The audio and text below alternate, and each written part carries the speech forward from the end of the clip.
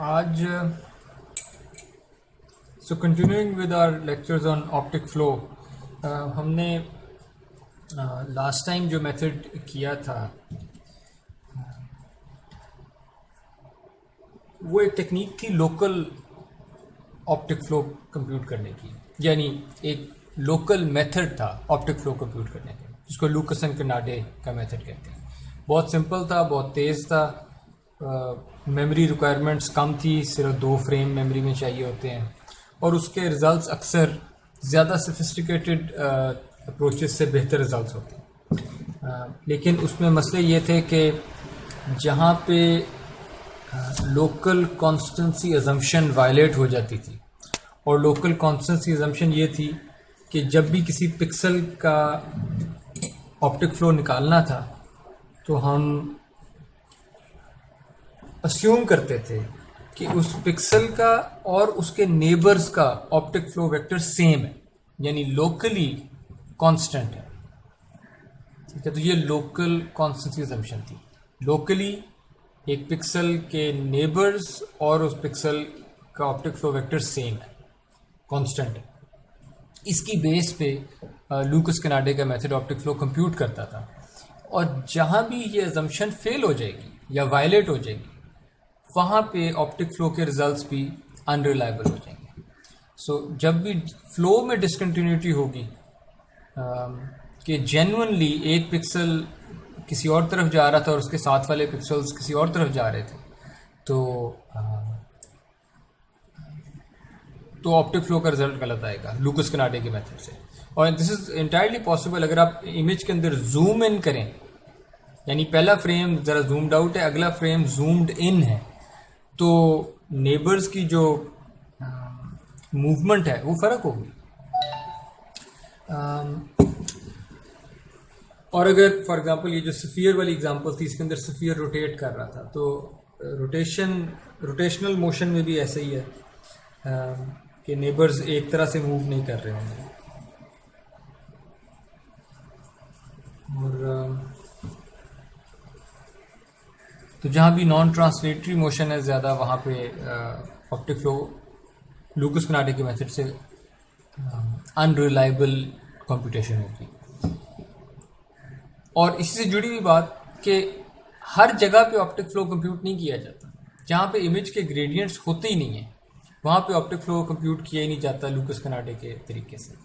तो ये रिज़ल्ट हमने लास्ट टाइम देखा था। जो थर्ड इमेज है इसमें, द थर्ड इमेज शोज़ के only the white pixels are the ones जहाँ पे ऑप्टिक फ्लो रिलायबली कंप्यूट हो गया है। जो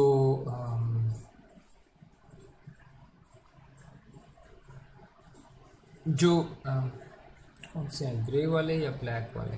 ग्रे वाले वो पिक्सल्स हैं जहाँ पे सिर्फ नॉर्मल फ्लो कंप्यूट हुआ है, नॉट कंप्लीट ऑप्टिक फ्लो। और ब्लैक वाले पिक्सल्स वो हैं जहाँ पे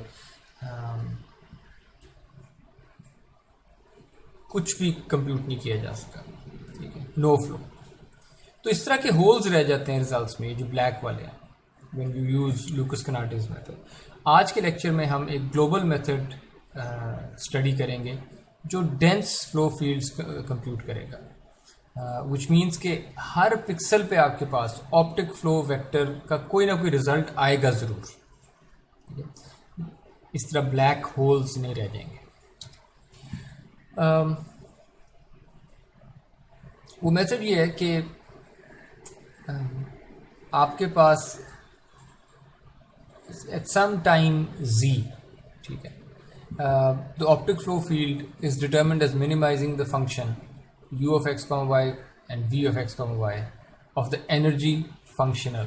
और ये एनर्जी फंक्शनल यहाँ पे लिखा हुआ है। अब यहाँ मैंने एक नई टर्म यूज़ कर दी है, एनर्जी फंक्शनल, ठीक है। So let's break these things down. मैं करने ये लगा कि जिस तरह आपके पास एक इमेज होती है,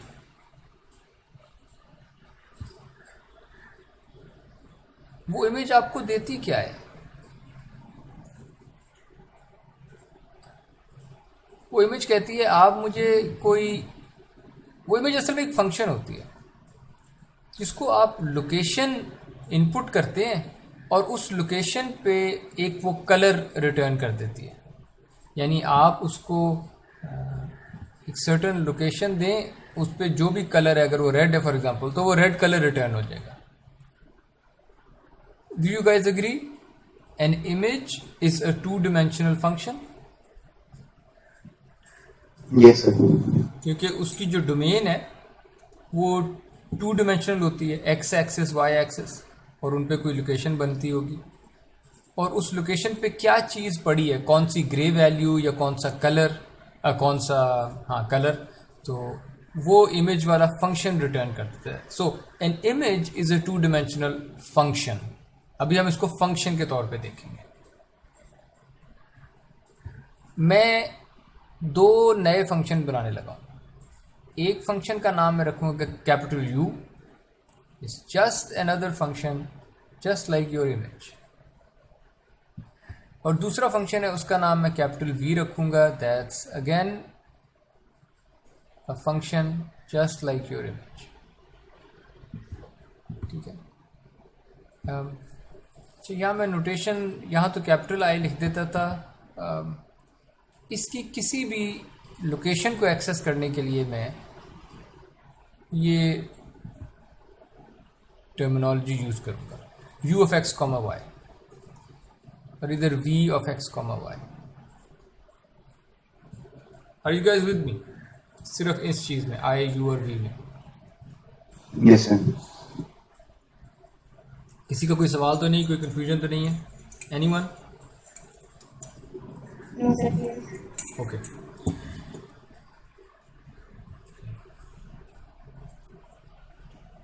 अच्छा, u में अब होगा क्या? Why do I call it u and v?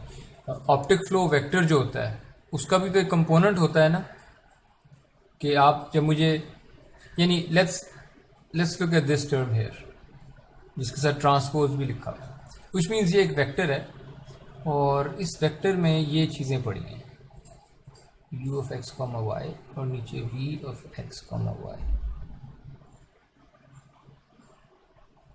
ये वेक्टर आपने पहले देखा हुआ है? ये इस तरह का क्या नाम दिया था हमने इस तरह के वेक्टर को? Displacement vector. डिस्प्लेसमेंट वेक्टर, बिल्कुल, या ऑप्टिक फ्लो वेक्टर भी तो कह सकते हैं, है ना? जी।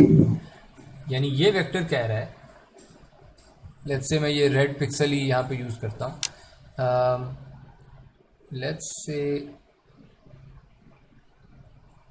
इस रेड पिक्सल डिस्प्लेस होके इतना दूर गया था, तो ये जो ब्लू एरो मैंने बनाया है, this represents the optic flow of the red pixel. ठीक है। उस ऑप्टिक फ्लो में, यानी उसका जो वर्टिकल कंपोनेंट क्या है और उसका हॉरिजॉन्टल कंपोनेंट क्या है, वो यहाँ पे पड़े होंगे। मैं इस वाले को ज़रा क्लीन करके बना देता हूँ ताकि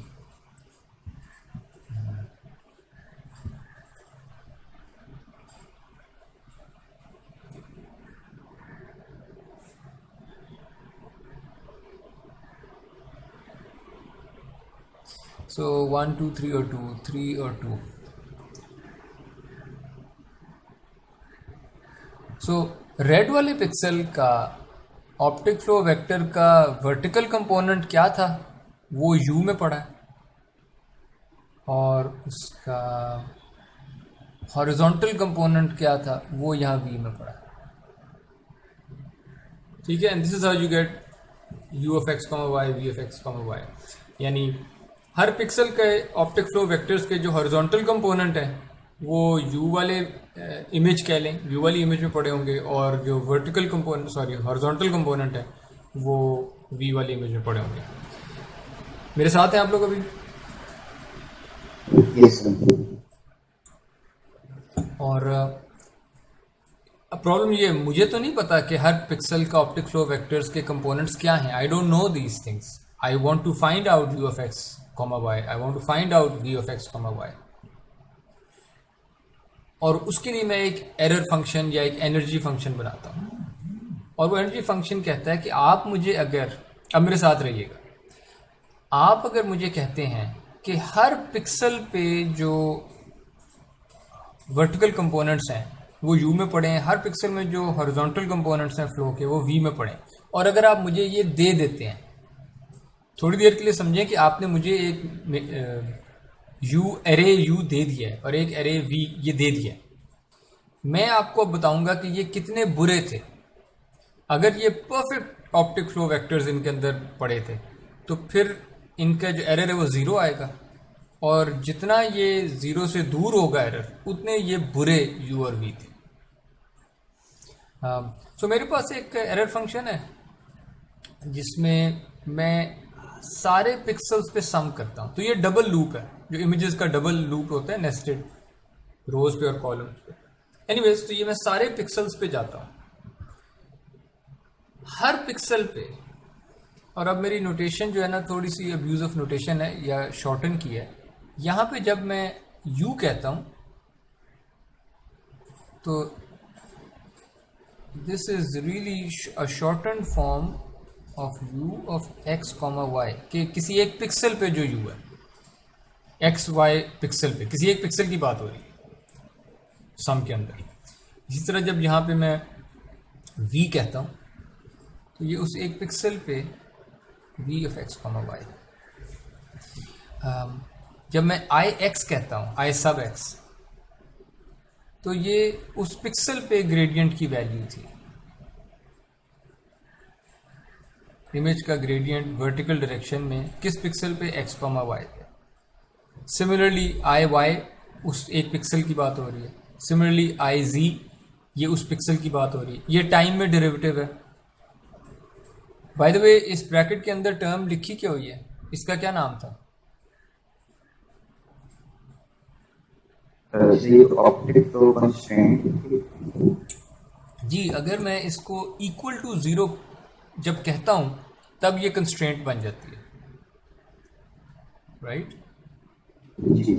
लेकिन इक्वल कहूंगा तो कंस्ट्रेंट होगा ना। तो ये ऑप्टिक फ्लो कंस्ट्रेंट के अंदर जो लेफ्ट हैंड साइड थी, ये वो है। हम चाहते क्या है कि ये टर्म क्या होती हो, जीरो। और अगर ये ज़ीरो नहीं है, ज़ीरो से दूर है, तो फिर क्या मेरा ये एरर नहीं बन गया? जितना ये ज़ीरो से दूर है उतना एरर। बिल्कुल सर। और चाहे पॉजिटिव साइड पे दूर हो चाहे नेगेटिव साइड पे दूर हो, स्क्वायर किया हुआ। Okay, so that's my data term कि जब आप मुझे u ऑफ एक्स वाई और v ऑफ एक्स वाई देंगे, मैं उसको उसके ऑप्टिक फ्लो कंस्ट्रेंट की जो लेफ्ट हैंड साइड है वो इवेल्युएट करूंगा। जितनी वो ज़ीरो से दूर है उतनी मैं सजा रख दूंगा। But I add another term, मेरी सजा अभी ख़त्म नहीं हुई। सजा के अंदर एक सेकंड टर्म है। ये डेटा टर्म थी पहले वाली, क्योंकि ये इमेज के डेटा से आ रही थी, ठीक है। और ये u और v पे डायरेक्टली डिपेंड कर रही थी। किसी एक पिक्सल पे जो भी u है, किसी एक पिक्सल पे जो भी v है, उन पे डिपेंड करती है। That's the data term. I have a second term called the smoothness term, जिसमें आप लोग बताएं मैं क्या कर रहा हूं। Break it down. सबसे पहले क्या हो रहा है, ये क्या चीज़ है? यू का ग्रेडियंट कैलकुलेट हो रहा है।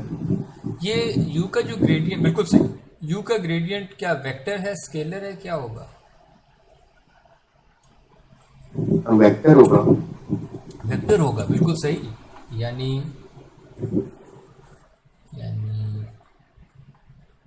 जिसको आप नेबुला u कह रहे हैं, ये u का डेरिवेटिव है x डायरेक्शन में। कहाँ पे? पिक्सल x कॉमा वाई पे। और u का डेरिवेटिव है y डायरेक्शन में। कहाँ पे? x comma y. ये आपका ग्रेडियंट वेक्टर है, ये है नेबुला u, ठीक है। किस पिक्सल पे? x कॉमा वाई पे। और अगर आपको ये चीज़ थोड़ा सा तंग करती है तो इमेजेस में आपने यही नहीं किया था। इमेज में डेरिवेटिव होता था x डायरेक्शन में, इमेज में डेरिवेटिव होता था y डायरेक्शन में। तो कैपिटल U भी तो इमेज ही है ना, एक फंक्शन है, टू डायमेंशनल फंक्शन। इस इमेज का भी मैं वर्टिकल डेरिवेटिव्स और हॉरिजॉन्टल डेरिवेटिव्स ले सकता हूँ, जिनको ux और uy कह दिया, u सब x, u सब y। Any questions? Any concerns? Problems? करती है।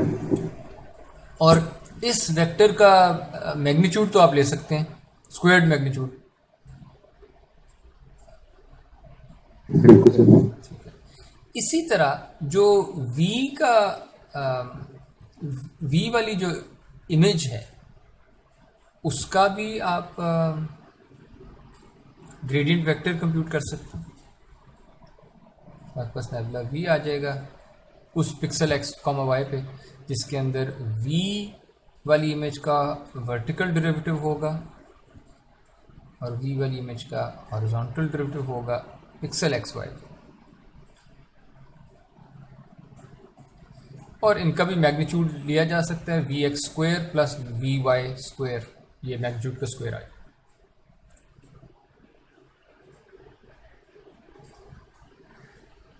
और ये जो दोनों टर्म्स हैं, पहली टर्म एज इट इज़ हम लेके आए हैं और जो सेकंड टर्म है स्मूथनेस टर्म, उसको हमने किसी स्केलर से मल्टीप्लाई कर दिया है, अल्फा से। इस स्केलर की बाद में बात करते हैं, पर ये सॉर्ट ऑफ इनको ना इम्पोर्टेंस, अगर अल्फा को 1 कर दूं तो इसका मतलब है कि data term is as important as smoothness term. अगर अल्फा को 2 कर दूं इसका मतलब है स्मूथनेस टर्म ज़्यादा इंपॉर्टेंट है। 0 कर दूं अगर अल्फा को तो इसका मतलब है सिर्फ ऑप्टिक फ्लो कंस्ट्रेंट की वायलेशंस जो थी ना उन्हीं को सजा दो, बस स्मूथनेस की फिक्र ही ना करो अगर अल्फा 0 कर दो। सो अल्फा कंट्रोल्स के कितना रोल प्ले करना है, ये जो हम नई टर्म लाए हैं स्मूथनेस की, इसने कितना रोल प्ले करना है। अच्छा ये बताइए कि जब हम डेटा टर्म की बात कर रहे थे तो हमने कहा था कि अगर u और v उस पिक्सल पे परफेक्ट हैं तो यहाँ पे ये टर्म 0 हो जाएगी। ये बताइए कि स्मूथनेस टर्म 0 कब होगी? किसी एक पिक्सल की बात ही कर रहा हूँ, किसी एक पिक्सल पे स्मूथनेस टर्म 0 कब होगी?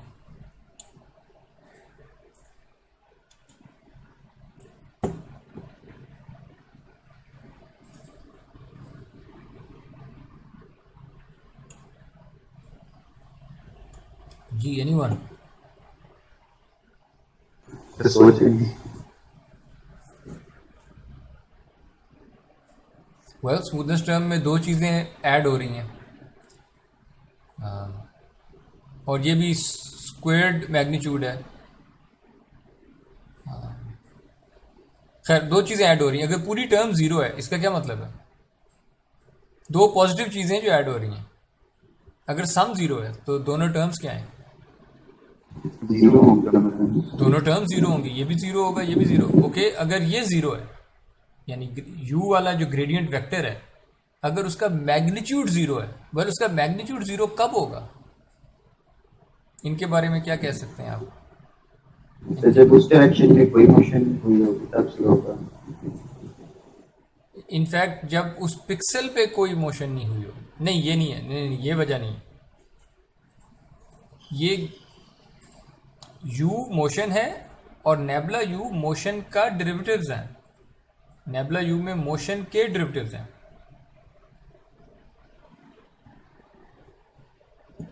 ओके, इस तरह चलते हैं।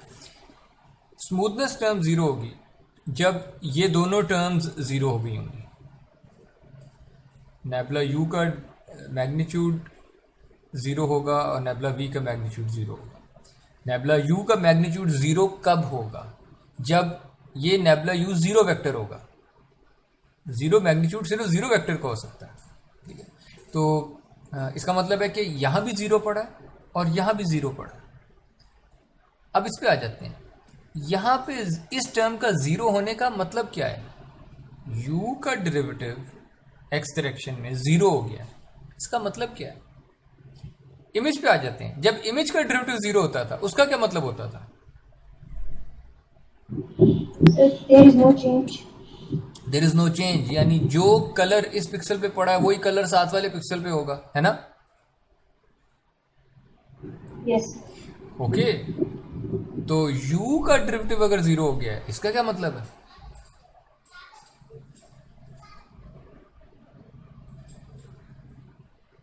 इसका मतलब ये है कि there is no change। There is no change in x axis की डायरेक्शन में कोई चेंज नहीं है। एक्स एक्सिस की डायरेक्शन में कोई चेंज नहीं है, किस में? इमेज में।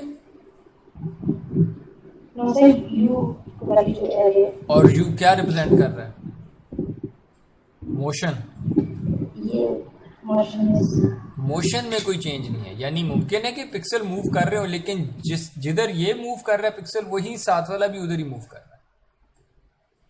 तब आप कहेंगे कि मोशन में चेंज नहीं है। मोशन होगी, लेकिन जैसी मोशन इसकी है वैसी मोशन साथ वाले की है। In that case derivative zero होगा, change in motion. You agree? Yes, sir. yes sir. Okay. अच्छा, अगर मोशन में चेंज नहीं है, यानी एडजेसेंट पिक्सल्स एक ही तरह मूव कर रहे हैं, तो उसे आप ये नहीं कहेंगे कि स्मूथ मोशन है, वर्सेस एक पिक्सल इधर जा रहा है, दूसरा पिक्सल दूसरी तरफ जा रहा है, केओटिक मोशन होगी। लेकिन अगर सारे पिक्सल्स एक ही तरफ जा रहे हैं, तो उसे क्या स्मूथ मोशन नहीं कहेंगे आप? Yes, sir. Yes sir. इसलिए इसको स्मूथनेस टर्म का नाम दिया गया है। इसलिए हम इसको स्मूथनेस टर्म कहते हैं कि ये टर्म आपको सजा कब दे रही है? जब डेरिवेटिव ये वाला भी जीरो हो और ये वाला भी जीरो हो, तो मैग्नीट्यूड कैसा आएगा? जीरो, और सजा आपकी जीरो। यानी ये टर्म आपको इनकरेज कर रही है कि एडजेसेंट पिक्सल्स के जो मोशन वेक्टर्स हैं वो एक जैसे हों, चाहे वो मोशन आप हॉरिजॉन्टल मोशन देख रहे हो, चाहे आप वर्टिकल मोशन देख रहे हो, चाहे आप हॉरिजॉन्टल मोशन देख रहे हो। आपके मोशन वेक्टर्स ओवरऑल वो अगर एक जैसे होंगे, तो ये ग्रेडियंट वेक्टर्स छोटे मैग्नीट्यूड के आएंगे, और आपकी स्मूथनेस टर्म से आपको जो सजा मिलनी थी वो कम होगी। एनी क्वेश्चन सो फार? Sir, clear. सबको क्लियर है? किसी को कोई कंसर्न? Yes sir, clear. तो अभी हमने अचीव क्या किया? हमारे पास कोई यू स्टार वी स्टार का रिजल्ट अभी नहीं आया, ऑप्टिक फ्लो में पता नहीं चला। हमने अचीव बस ये किया है कि हमने अपनी प्रॉब्लम को एक फंक्शन के तौर पे लिख लिया है, जिसके अंदर आपके पास जो एक्चुअल सॉल्व करनी थी प्रॉब्लम वो थी कि ऑप्टिक फ्लो कंस्ट्रेंट वायलेट ना हो। तो हमने ऑप्टिक फ्लो कंस्ट्रेंट की जो वायलेशंस थी उनको अपना डेटा टर्म बनाया, और हमने कहा कि आपके जो आंसर्स आने चाहिए कैपिटल यू और कैपिटल वी में, अगर वो स्मूथ ना हुए तो भी सज़ा मिलेगी, और उस सज़ा को हम अल्फ़ा से मल्टीप्लाई करेंगे। तो हमने एक डेटा टर्म और स्मूथनेस टर्म में अपनी प्रॉब्लम को डिकम्पोज सा कर लिया है, और हमने ये हर पिक्सल पे ये सज़ा कंप्यूट की है, हर pixel, and that gives us our energy function. इस एनर्जी फंक्शन में और this energy function has a unique solution, ठीक है। और इससे जो एरर निकलेगा वो हम भी बाद में देखते हैं कि इससे जो यू स्टार और वी स्टार निकालेंगे हम, वो एक ग्लोबल एस्टिमेट दे रहे होंगे। ग्लोबल इसलिए कि अगर आप लूकस कनाडे में देखें, तो लूकस कनाडे के मेथड में इस पिक्सल का जो ऑप्टिक फ्लो वेक्टर था वो इसके इमीडिएट नेबर्स की बेस पे कंप्यूट किया जाता था, ठीक है। लेकिन अब किसी भी पिक्सल एक्स वाई पे जो आप ऑप्टिक फ्लो निकालेंगे ना, वो हम अभी लेक्चर में आगे जाके देख लेंगे कि it will depend on all pixels, ठीक है। ये सारे पिक्सल्स पे डिपेंड करता होगा, जितने भी हैं, पहले फ्रेम में भी दूसरे फ्रेम में भी, सारे पिक्सल्स। यानी अगर एक बहुत बड़ी इमेज है तो उसमें यहाँ पे जो ऑप्टिक फ्लो है वो इस वाले पिक्सल पे भी डिपेंड कर रहा होगा, कि यहाँ पे क्या रिजल्ट है, ये इफेक्ट करेगा इस वाले को, और यहाँ पे क्या रिजल्ट है, ये इफेक्ट करेगा इस वाले को। तो इट्स अ ग्लोबल मेथड, ठीक है, सिर्फ अपने नेबर्स को देख के नहीं हो रहा है। इसकी डिटेल्स अभी हम देखते हैं।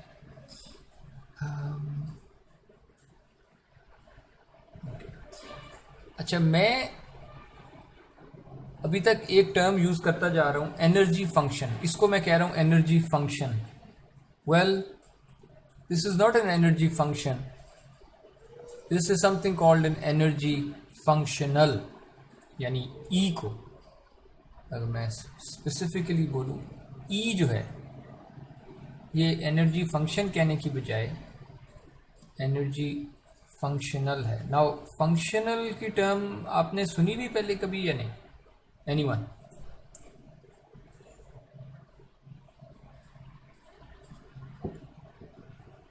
No sir. नहीं? ओके। बहुत सादा है, बहुत सादा बात है, ठीक है। ये ई आपके मुताबिक कैपिटल ई एक फंक्शन है, क्योंकि ये इनपुट ले रहा है यू और वी, और फिर एक वैल्यू रिटर्न कर देता है। ई जो है ये किस किस्म की वैल्यू रिटर्न करता है? मैट्रिक्स, स्केलर, वेक्टर, क्या रिटर्न करता है कैपिटल ई? यहां से देखें, स्केलर रिटर्न करेगा, क्योंकि हर पिक्सल पे सम हो रहा है ना, और हर पिक्सल पे सम जो हो रहा है वो भी एक स्केलर का हो रहा है। यहाँ पे स्केलर वैल्यू थी, स्मूथनेस के मैग्नीट्यूड्स जब मैं ले लूँ, मैग्नीट्यूड्स भी तो स्केलर्स होते हैं वेक्टर्स के, तो ये सारा कुछ स्केलर है, और हर पिक्सल पे जो स्केलर थे वो सम हो रहे हैं। तो कैपिटल ई एक स्केलर रिटर्न करता है, एक रियल वैल्यू, ठीक है। So capital E is a function that returns a scalar value, बिल्कुल स्टैंडर्ड डेफिनेशन फंक्शन की। द प्रॉब्लम इज, या the point to be noted is कि कैपिटल ई में जो इनपुट गई है ना, इनपुट कोई स्केलर नहीं गई। इनपुट एक फंक्शन गया है, यू एक फंक्शन है। ये तो आप लेक्चर के शुरू में ही मान गए थे कि 2 डायमेंशनल फंक्शन है यू। वी एक फंक्शन गया है, agreed? Yes sir. Yes sir. क्योंकि यू पे आप किसी x, y जब मुझे बताते हैं कोई x, y, तो उस पे u फंक्शन कुछ रिटर्न करता है, उसी x, y पे v फंक्शन कुछ रिटर्न करता है। So capital U and capital V are functions. Now let me define a functional, a function of a function is called functional, ठीक है। इसको कंपेयर करें, कहाँ करूँ मैं, एफ ऑफ एक्स, ये मैंने बॉटम लेफ्ट पे देखें, F of x equals x square, इसको फंक्शन कहेंगे क्योंकि एक्स एक फंक्शन नहीं है। एक्स एक रियल वैल्यू आप इनपुट करते हैं, सॉरी एक्स, हाँ एक्स एक रियल वैल्यू आप इनपुट करते हैं, उस पर एक real number F of x return कर देता है, इसे कहते हैं फंक्शन। लेकिन अगर मैं जो इनपुट कर रहा हूँ चीज़ वो ही फंक्शन है, तो फिर E is now termed a functional, it's a function of a function, ठीक है। Yes sir, clear. ओके, इस पे अभी दोबारा फंक्शनल्स पे आते हैं। यहाँ बस मैं कुछ बातें शायद मैं कर चुका हूँ, उनको रिपीट ही कर देता हूँ कि ये अल्फा जो पैरामीटर है, ये इसको रेगुलराइजेशन पैरामीटर भी कहते हैं, स्मूथनेस पैरामीटर भी कहते हैं, तो ज़्यादातर रेगुलराइजेशन पैरामीटर।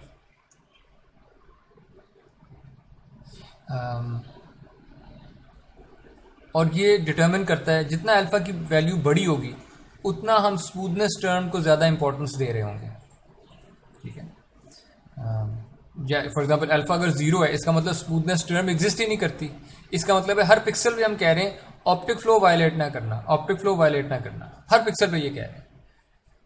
क्या एक पिक्सल पे सिर्फ ऑप्टिक फ्लो कंस्ट्रेंट वाली टर्म यूज करके अगर आपने सिर्फ उस पिक्सल को देखना है, नेबर्स को देखना ही नहीं है, तो आप ऑप्टिक फ्लो कंप्यूट कर सकते हैं? No sir. क्या कंप्यूट कर सकते हैं? एक पिक्सल को देख के Normal flow. Normal flow, exactly.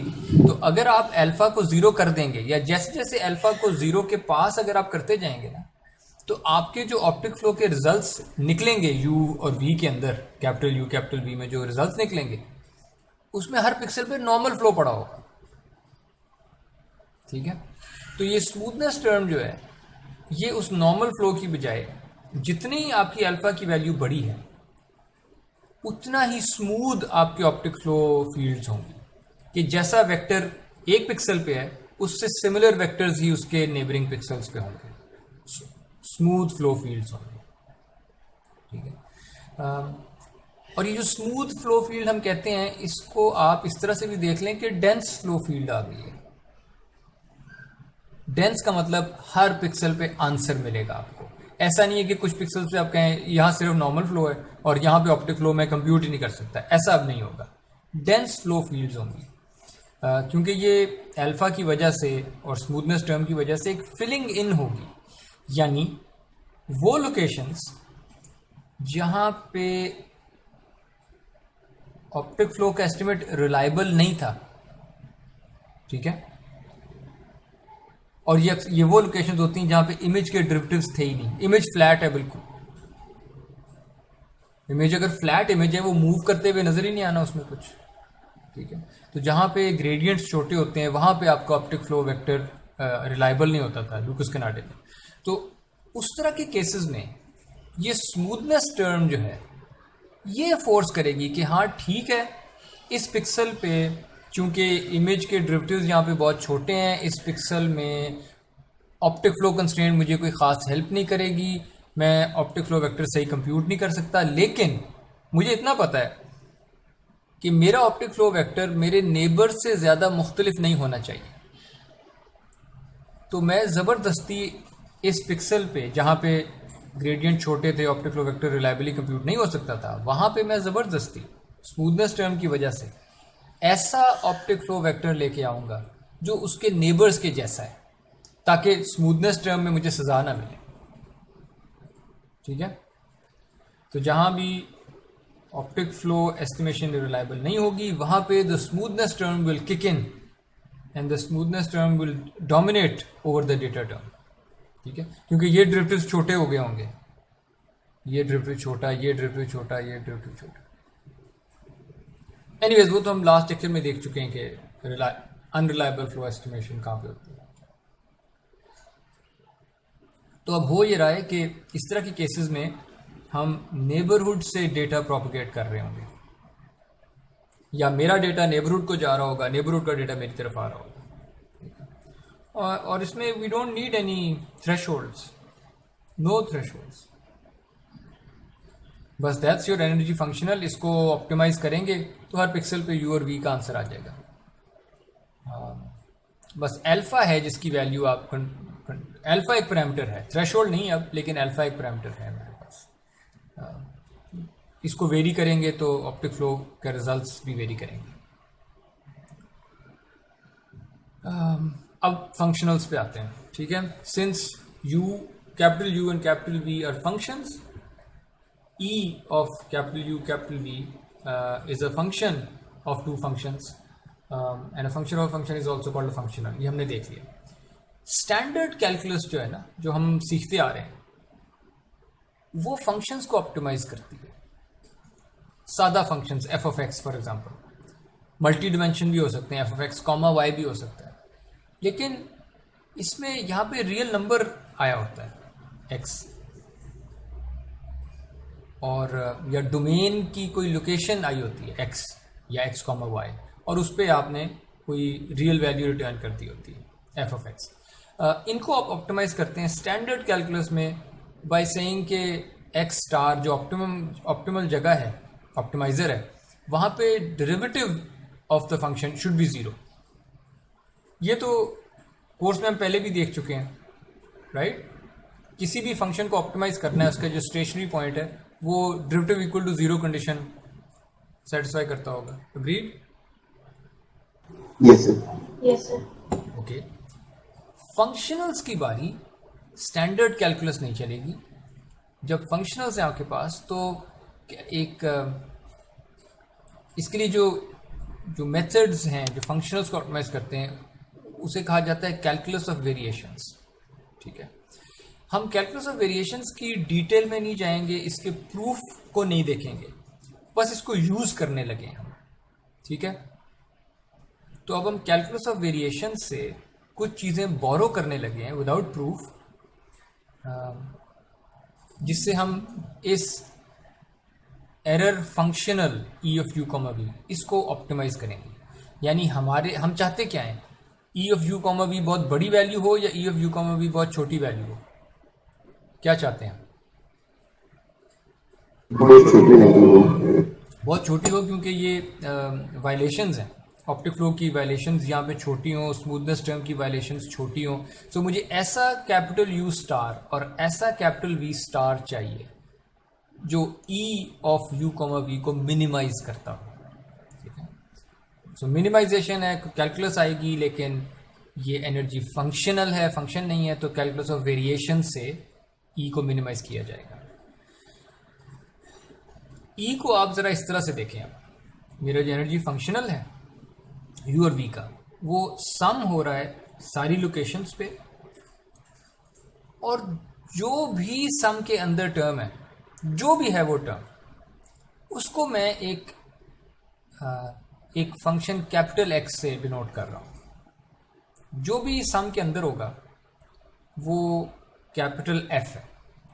अब कैपिटल एफ में आप लोकेशन भी बताएंगे कि मैं किस पिक्सल की बात कर रहा हूँ, वहाँ पे आप उस पिक्सल पे u of x comma y, उस पिक्सल पे v of x comma y ये भी होगा, उस पिक्सल पे जो डेरिवेटिव्स थे नेबुला, बल्कि मैं लिखता जाता हूँ। ठीक है, इस पिक्सल पे लोकेशन,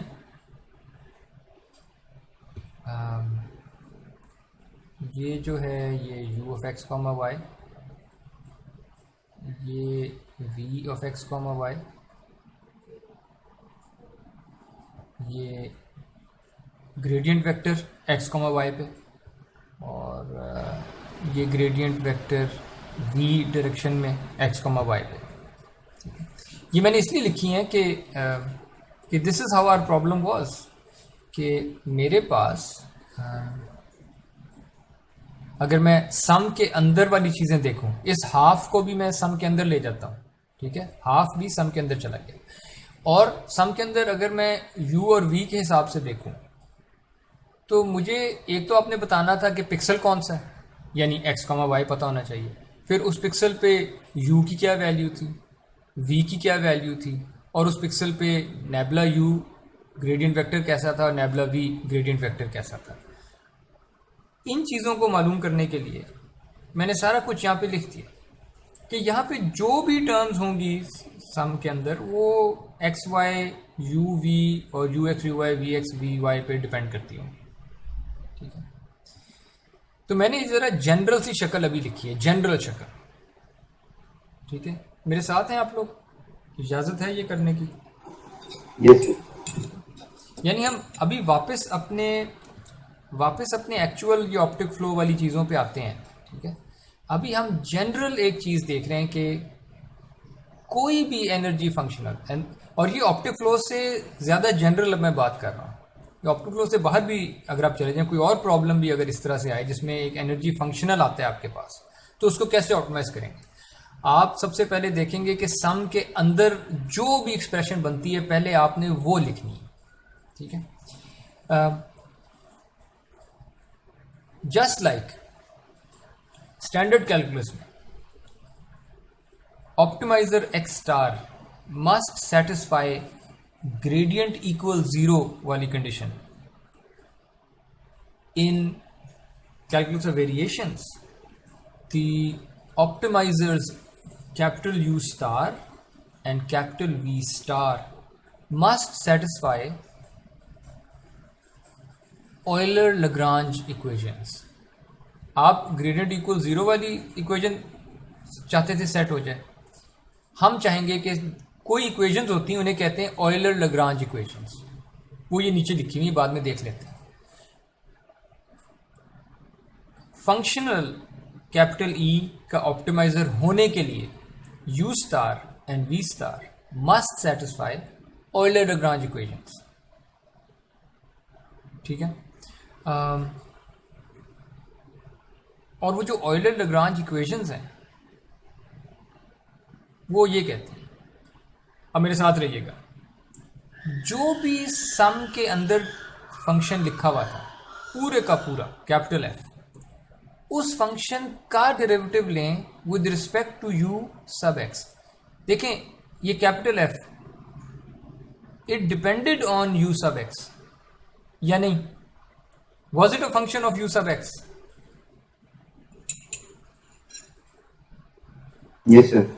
इसका मतलब है कि कैपिटल एफ का डेरिवेटिव मैं इसके हिसाब से ले सकता हूं। जब आप कहते हैं एफ डिपेंड्स ऑन एक्स, तो आपने एफ का डेरिवेटिव एक्स के हिसाब से लिया था ना। Similarly if capital F depends on you sub x, मैं इसका डेरिवेटिव ले लेता हूं with respect to u sub x. ये कोई टर्म आ जाएगी और इस टर्म का भी मैं डेरिवेटिव ले लेता हूं विद रिस्पेक्ट टू एक्स। कैसे होगा, क्यों होगा, इसको अभी छोड़ दें।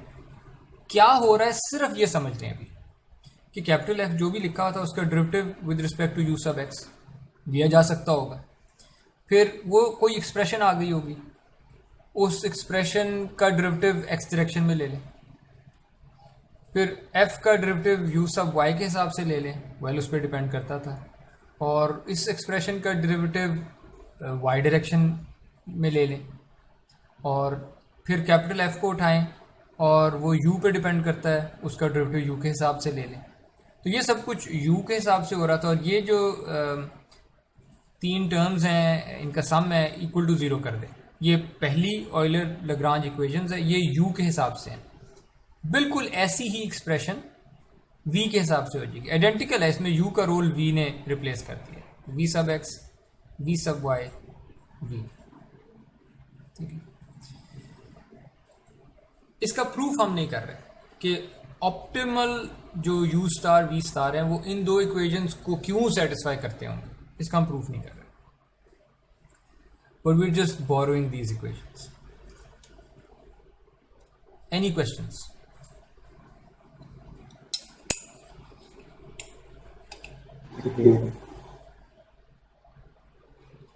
अच्छा, क्लियर होना नहीं चाहिए, वैसे थोड़ा सा मुश्किल है।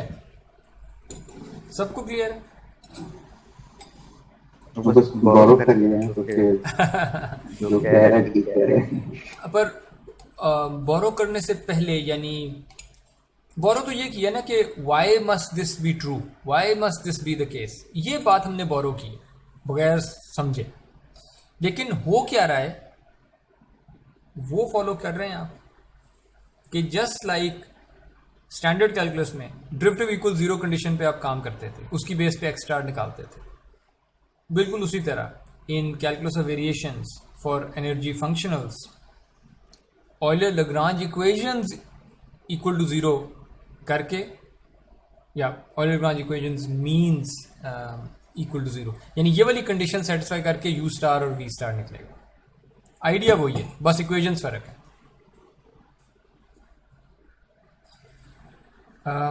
यस सर, फॉलो कर। और ये डिफरेंशियल इक्वेशंस हैं। ये जो पहली इक्वेशन है ये एक डिफरेंशियल इक्वेशन है, ये second equation it's a differential equation and they are coupled, कि ये दोनों इकट्ठी हैं, जुड़ी हुई हैं। इन दोनों को यूज करके एक्सेल में सोल्यूशन निकाल रहा हूँ, तो these are called coupled differential equations, ठीक है। अब अपनी प्रॉब्लम पे आते हैं कि जो हमारा एनर्जी फंक्शनल था capital E of u comma v, उसके अंदर जो सम के अंदर टर्म बनती थी उसमें रिकॉल के मैं हाफ को फिर अंदर ले आया और ये ऑप्टिक फ्लो कंस्ट्रेंट थी या उसकी left hand side at pixel x comma y. Now recall कि ये एफ कैपिटल एफ मैं किसी एक पिक्सल पे बात कर रहा हूँ, ये किसी एक x, y पे बात हो रही है, जितनी भी बात हो रही है। सो मैं ऑप्टिक फ्लो कंस्ट्रेंट की वायलेशन का स्क्वायर लेके आया, और स्मूथनेस टर्म ये हाफ असल में आया था सम के अंदर, यहाँ भी वो हाफ आ गया सेकेंड टर्म में भी, ठीक है। तो प्लस अल्फा ओवर 2, ये जो पहली टर्म है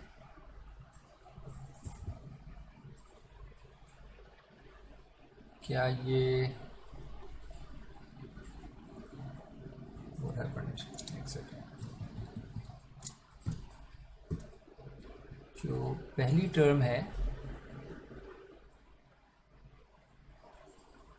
ये नेबुला यू का स्क्वायर्ड मैग्नीट्यूड है, दूसरी टर्म नेबुला वी का स्क्वायर्ड मैग्नीट्यूड है, राइट? Right sir. ओके, तो ये वही टर्म लिखी हुई सम के अंदर, हमारे केस में ये चीज़ें थी, ठीक है। तो हमारे केस में सम के अंदर क्या क्या आ गया,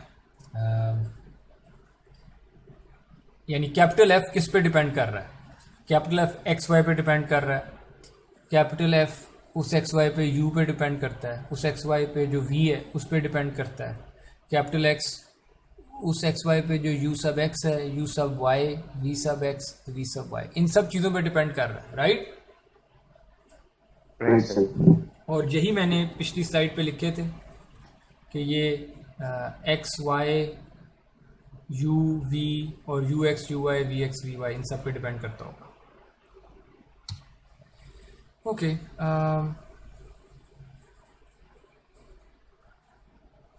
अब मैं जो पिछली स्लाइड पे पार्शियल डेरिवेटिव्स थे कौन कौन से थे? कैपिटल एफ का एक डेरिवेटिव था with respect to u x, एक तो ये चाहिए मुझे, with respect to u y ये चाहिए, दो हो गए, 3 4 5 6। कैपिटल एफ के मुझे 6 डेरिवेटिव्स चाहिए corresponding to these terms. Agreed? Are you with me? Yes sir. मैंने यहाँ पर 1 2 3 4 5 6 पार्शियल डेरिवेटिव्स लिखे हुए हैं कैपिटल एफ के। सबसे पहला था F sub you x, F sub you x, बल्कि उधर कौन सा लिखा हुआ है? F sub you. चलिए पहले ये वाला देख लेते हैं, एफ सब यू और एफ सब वी, ठीक है। यहां से देखने की कोशिश करें, ये जो कैपिटल एफ लिखा है इसका derivative with respect to u, well u कहां पे है इस पूरी एक्सप्रेशन में? यू कहां पे है? आई एक्स के साथ। आई एक्स के साथ है, तो डेरिवेटिव क्या आएगा? इस टर्म से तो कोई डेरिवेटिव नहीं आने लगा, इसमें तो यू है ही नहीं, इसमें तो यू सब एक्स है ना, यू सब वाई, जी। तो यहां पे यू है, इस टर्म से डेरिवेटिव आएगा, 2 इधर चला गया, कैंसिल हो गया, राइट? और ये ब्रैकेट में जो भी टर्म है ये एज इट इज आ गई और आई एक्स से मल्टीप्लाई हो जाएगी, और ये डेरिवेटिव का एक्सप्रेशन लिखा हुआ है। मैं आपको ना कोई 3 सेकंड देता हूँ, इसको करें, कन्विंस योरसेल्फ कि ये डेरिवेटिव आएगा, वरना मुझसे सवाल पूछिए। यस सर, ये बनता है, ठीक है। Yes sir. ओके, इसका मतलब है एफ सब वी भी हो गया, यस सर। उसमें बस आई वाई आ जाएगा बाहर मल्टीप्लाई होने के लिए। ओके, फिर डेरिवेटिव था एफ का with respect to u x, u sub x तो इधर है ही नहीं पहली टर्म में, यानी u और v के डेरिवेटिव्स पहली टर्म में तो है ही नहीं, वो सिर्फ इधर एग्जिस्ट करते हैं। तो u x से डेरिवेटिव लेके आते हैं, f का derivative with respect to u x लेके आते हैं। 2 नीचे चला गया, alpha u x and that's it, right? Right sir. Well similarly alpha u y हो जाएगा जब हम with respect to u y करेंगे।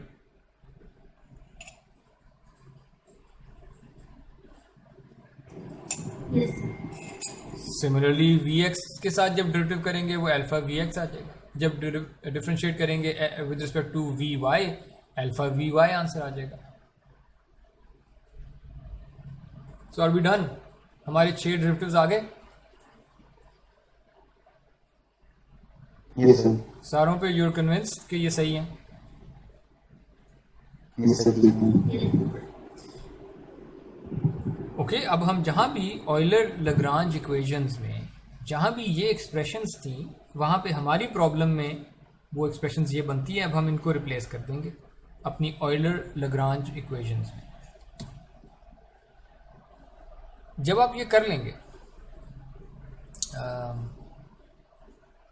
तो आपकी ऑयलर लग्रांज इक्वेशंस इस तरह की लगने लग जाएंगी। पहली इक्वेशन की ये शक्ल बनेगी, दूसरी इक्वेशन की ये शक्ल बनेगी। करके देख लें।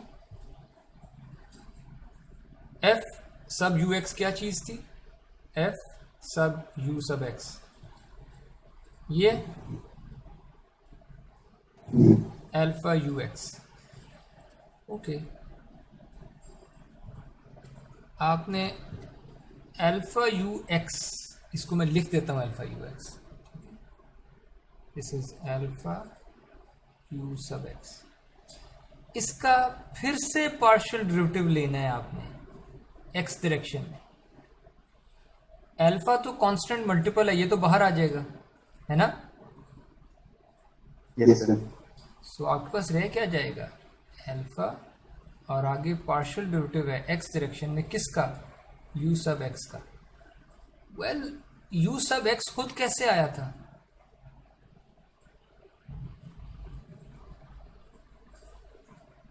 एक्स डायरेक्शन में डेरिवेटिव लेके। और अब आप क्या कह रहे हैं? एक्स डायरेक्शन में फिर से डेरिवेटिव ले लो। यस, इसे सेकंड डेरिवेटिव नहीं कहते? Yes. इफरान कन्विंस्ड के नहीं? यस सर, बिल्कुल सर, ठीक है। ओके, सो ये जो पहली टर्म थी ना आपकी, ये वाली पहली term, this comes out to be alpha u x x, यानी अल्फा मल्टीप्लाइड बाय यू का second derivative x direction. Similarly ये जो टर्म बनेगी, ये बनेगी अल्फा इंटू यू का सेकंड डेरिवेटिव वाई डायरेक्शन। ये आप लोग करके देख लिए। और माइनस एफ सब यू, ये तो स्ट्रेट फॉरवर्ड है। एफ सब यू तो हमारे पास ये पड़ी। So the first Euler Lagrange equation, now you will recognize it, alpha times u का सेकंड डेरिवेटिव एक्स डायरेक्शन में प्लस अल्फा टाइम्स यू का सेकंड डेरिवेटिव वाई डायरेक्शन में माइनस ये एफ सब यू था। Agreed? Yes sir, great. Yes, sir. बिल्कुल इसी reasoning की base पे हमारी जो सेकंड ऑयलर लैग्रांज इक्वेशन है उसमें v के हिसाब से चीज़ें लिखी होंगी। सब कुछ आइडेंटिकल होगा पर v के हिसाब से। सो यू गेट अल्फा और उसके बाद सेकंड डेरिवेटिव्स होंगे v के, माइनस f सब v है जिसके अंदर यहाँ आई वाई आ गया था, और दोनों इक्वेशंस को इक्वल टू 0 सेट करेंगे। अगर आपके u और v ऑप्टिमल थे तो ये इक्वेशंस 0 के बराबर होनी चाहिए दोनों। एनी क्वेश्चंस या आगे चलें? यस सर, ठीक है। अच्छा, ये जो टर्म लिखी हुई है ना, ये हमने शायद की हो जब हम शिफ्ट या कॉर्नर डिटेक्शन कर रहे हो, मे बी तब कवर किया हो, ब्रीफली मेंशन किया हो कि सेकंड डेरिवेटिव किसी भी पिक्सल पे, सो हम किसी पिक्सल पे हैं, किसी पिक्सल पे अगर आप सेकंड डेरिवेटिव ले लें एक्स डायरेक्शन में और सेकंड डेरिवेटिव ले लें वाई डायरेक्शन और इनको ऐड कर दें, ये जो सम होता है ये एक स्केलर वैल्यू होगी। इस सम को हम कहते हैं लप्लासियन। इसको लिखा ऐसे जाता है डेल्टा। ये नेबला नहीं है, नेबला तो नीचे को ट्रायंगल पॉइंट करता है, ये डेल्टा है, इसे डेल्टा यू कहते हैं, इसको लप्लासियन कहते हैं। यानी लेप्लासियन ऑपरेटर अगर आप लगाएं ना किसी इमेज पे, लेप्लासियन ऑपरेटर, तो वो हर पिक्सल पे सेकंड डेरिवेटिव्स का सम कंप्यूट करके रख देगा। ठीक है, तो ये जो टर्म लिखी हुई है ना आपके पास, ये असल में लेप्लासियन है, डेल्टा, और ये लेप्लासियन है वी वाली इमेज का, किसी एक पिक्सल पे लेप्लासियन सेकंड डेरिवेटिव्स का सम, स्केलर वैल्यू है ये। मैंने नाम नए बता दिए हैं, नोटेशन नहीं दिया है, टर्मिनोलॉजी नहीं आ गई है, लेकिन असल में बस एक स्केलर चीज़ है ये, कोई ख़ास बात नहीं। अच्छा, आपने अब ये शो करना है, आपका टेक होम क्विज, कि किसी भी पिक्सल पे अगर आप ये लेप्लासियन कंप्यूट करें u x x plus u y y, this can be written as, अब मैं आपको नोटेशन समझा दूँ। मैं पिक्सल आई पे बैठा हूँ, आई है जिस पिक्सल पे मैं बैठा हूँ, यानी ये वाला पिक्सल, इसको आप कहें ये पिक्सल आई है, और इसके जो नेबर्स हैं उनको मैं इंडेक्स जे से पिक करूँगा। सो जे जो है वो एन आई नेबरहुड ऑफ आई है, जे उसके सारे इंडिसेस हैं। आपने ये शो करना है कि किसी भी आयत पिक्सल पे जब आप आएंगे तो उस पे ये जो लेप्लासियन है सेकेंड डेरिवेटिव्स का sum, this can be written as sum over the neighbourhood u j minus u i. J neighbour वाला है, आई मेरा खुद जो मेरे ऊपर u of x comma y जिसको आप कह रहे थे, ठीक है, ये मेरी वैल्यू है, यू जे मेरे नेबर की वैल्यू है। अगर मैं ये काम करूँगा और एच, आप एच को 1 रख लें, क्योंकि हम पिक्सल्स इमेज की ग्रिड में हम पिक्सल्स का डिस्टेंस तो 1 कहते हैं, एडजेसेंट पिक्सल्स का, तो एच को 1 रखते हैं। तो ये आपका क्विज है, आपने शो करना है कि ये जो नेबुला यू है ये असल में ऐसे कंप्यूट किया जा सकता है। एच स्क्वायर अगर आपने कैरी करना है कर लें, क्योंकि आगे इक्वेशंस में मैं एच स्क्वायर कैरी कर रहा हूँ। बहरहाल ये एच यूजुअली हम 1 कर देते हैं, ये इग्नोर हो जाएगा बाद में, पर फिलहाल कैरी कर लें। एच वो पिक्सल इसका डिस्टेंस है बीच में। सो ये आपने शो करना है, ठीक है, that's your take home quiz. Now assuming कि आप अपना क्विज कर लेते हैं, ये जो एक्सप्रेशन है लेप्लासियन की, इसको मैं अगली इक्वेशंस में रिप्लेस करने लगा हूँ। ये वही अल्फा आ गया और ये वो 1 ओवर एच स्क्वायर आ गया, सम आ गया ओवर नेबर्स, और u j minus u i, ये मैंने लेप्लासियन ही लिखा हुआ है, ठीक है, you guys agree? Yes sir. और ये तो वही टर्म है, इधर आई एक्स और ऑप्टिक फ्लो कंस्ट्रेंट की लेफ्ट हैंड साइड, यहाँ भी I x optic flow constraint की लेफ्ट हैंड साइड। फ़र्क अब मैंने ये किया है कि यहाँ से यहाँ आते हुए ना, जो मैंने गेम खेली है,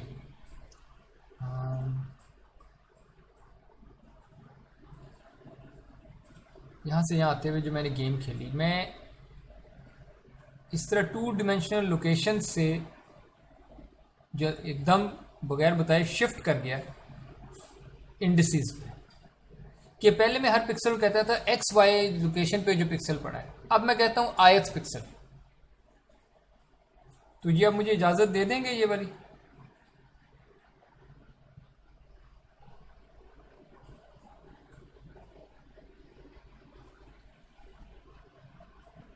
ओके सर। ठीक है, यानी अब जब मैं यू सब आई कह रहा हूँ यहाँ पे, इसका अभी भी मतलब वही है। इसको जो कि मैं ये ith पिक्सल पे जो यू पड़ा था, वेल ith पिक्सल था कौन सा, वो किसी लोकेशन वाला ही होगा ना, वो जो भी आई के कॉरस्पॉन्डिंग जो एक्स वाई लोकेशन बनती होगी उसकी बात कर रहा हूँ, ठीक है?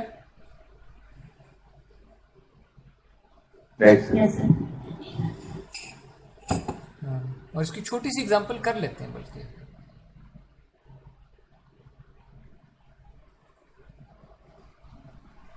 यहाँ पे अगर इसको 1 कह दो, 2 3, इसको क्या कहूँगा 9, है ना? Yes sir. सो ये उसके ये आई की टर्म्स में लिखे हुए हैं। लेकिन अगर आप चाहते तो इन्हीं को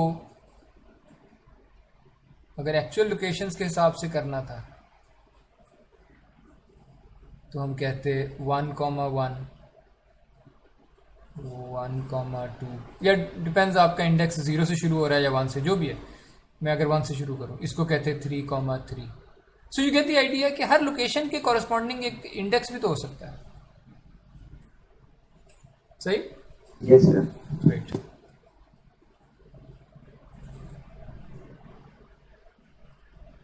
ओके, सो ये मैंने वही ऑयलर लैग्रांज इक्वेशंस लिखी हैं जो जिनमें लैप्लासियन को मैंने इस एक्सप्रेशन से रिप्लेस किया है और एक्स वाई इंडिसेस की बजाय मैंने अब पिक्सल आई इंडेक्स यूज़ कर दिया है। ये पहली ऑयलर लैग्रांज इक्वेशन थी, ये दूसरी वाली है। इसके अंदर लैप्लासियन v के हिसाब से है और सब कुछ v के हिसाब से है। मेरे पास हर पिक्सल पे दो इक्वेशंस आ गई हैं। ये इक्वेशन कौन से पिक्सल के लिए हैं? ये जो दो इक्वेशंस आई हैं आपके पास, अगर मैं आपसे पूछूं ये कौन से पिक्सल के लिए, क्या जवाब होगा आपको? बिल्कुल, ये आयत पिक्सल के लिए। दो इक्वेशंस, अननोन्स कितने? अगर मैं सिर्फ उस एक पिक्सल की बात करूं,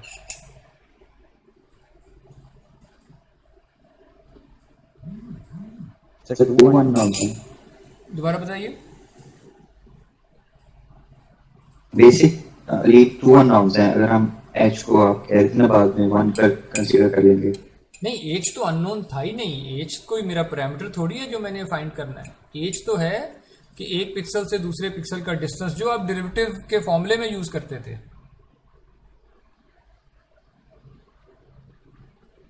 सो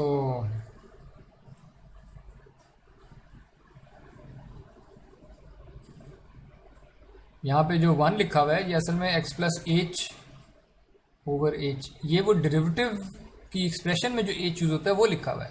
जो कि इमेजेस की बारी, ये हम पिक्सल्स के बीच में जो डिस्टेंस है उसको 1 कहते हैं एडजेसेंट पिक्सल्स में, तो एच 1 हो जाता है इमेजेस के लिए।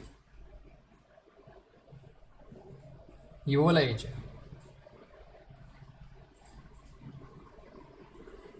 इफरान, आपको क्लियर हुआ है या नहीं? जी जी। ये तो नोन है, ये तो इसका इशू नहीं है। सो आयत पिक्सल पे मेरे पास दो अननोन्स हैं।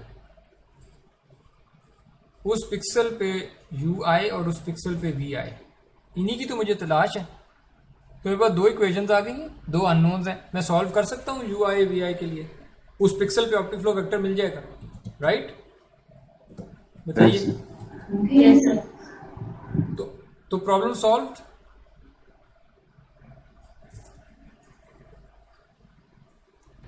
लग रहा है जैसे। ये बताइए कि जब मैं इसको सॉल्व करने लगूंगा यू आई वी आई को, टू इक्वेशंस, टू अननोन्स, ये बताइए यू जे की क्या वैल्यू होगी? क्योंकि ये उस पिक्सल के लिए नहीं, ये तो साथ वाले पिक्सल का है, किसी नेबर का है।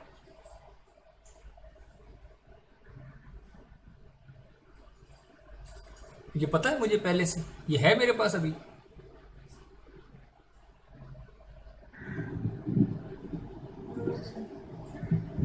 ये तो मेरे पास नहीं है ये तो कोई भी वैल्यू हो सकती है। जी। ये तो कोई भी वैल्यू हो सकती है। हो तो सकती है। इशू ये है कि मेरे पास है वो वैल्यू। No sir. मेरे पास तो नहीं है। मैं तो कैपिटल यू कैपिटल वी जो अरेज थे शुरू में, मैं तो इनको ढूंढने आया था। इसमें तो कुछ भी मुझे नहीं पता, इसमें कुछ भी मुझे नहीं पता। सो इट टर्न्स आउट कि अभी कुछ सॉल्व नहीं हुआ, क्योंकि यू आई और वी आई आयत पिक्सल जिसके लिए मैंने ये निकालने थे,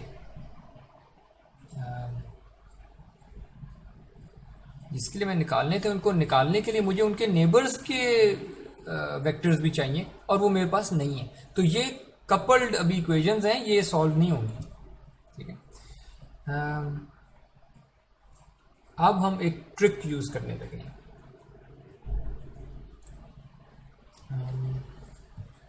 ट्रिक ये फिजिक्स में भी शायद इन्वेंट ही फिजिक्स में हुआ हो, आई एम नॉट श्योर, पर it's a very nice trick. I am interested in the solution at the ith pixel. इस एक्सप्रेशन में जो जो चीज़ें ith पिक्सल की हैं उनको आइडेंटिफाई कर दें ज़रा पहले. u i यहाँ पे आ रहा है, यहाँ भी u i है ना, Yes, sir. और Yes, sir. यहाँ भी u i है. 3 जगहों पे u i था. v i को देखते हैं. ith पिक्सल पे v i, ith पिक्सल पे v i, ith पिक्सल पे v i. सो 3 जगहों पे v i है. और u j का मतलब है किसी नेबर पे जो u की वैल्यू है, और v j किसी नेबर पे v j की वैल्यू. ट्रिक अब क्या है? ट्रिक ये है, मैं u और v जो मेरे पास थे ना, कैपिटल U कैपिटल V, इनको इनिशियलाइज कर लूँगा रैंडमली, या जैसे भी आपने इनिशियलाइज करना है. ये कोई इनिशियलाइज्ड एरेज 2 पड़े होंगे, capital U capital V. Let's call them, वो जो इनिशियलाइज्ड हैं, let's call them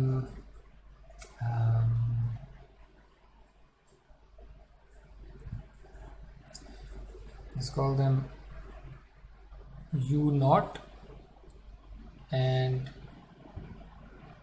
v naught.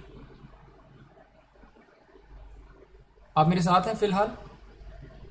Yes, sir. मैं करूंगा ये कि जब मैं ith पिक्सल पे आऊंगा ना, यानी जब इन 2 इक्वेशंस पे आऊंगा और मैंने ith पिक्सल के लिए इनको सॉल्व करना है u i v i के लिए, उस वक्त मैं अस्यूम करूंगा कि ये जो नेबर्स पे चीज़ें पड़ी हैं u j v j, ये मेरे पास हैं और ये u नॉट v नॉट में पड़ी हैं. जो भी इनिशियलाइज किया था आपने u नॉट v नॉट पे, जो भी वो पड़ा है नेबर्स पे u और v जो है वो मैं इनिशियलाइज्ड एरेज से उठाऊंगा, और अब जबकि उठ गए हैं, अब इक्वेशन में सिर्फ मेरे पास u i v i रह जाएंगे. ये मैं सॉल्व कर लूँगा. कैसे सॉल्व करेंगे बाद में देख लेते हैं, पर ये सॉल्व हो जाएंगे.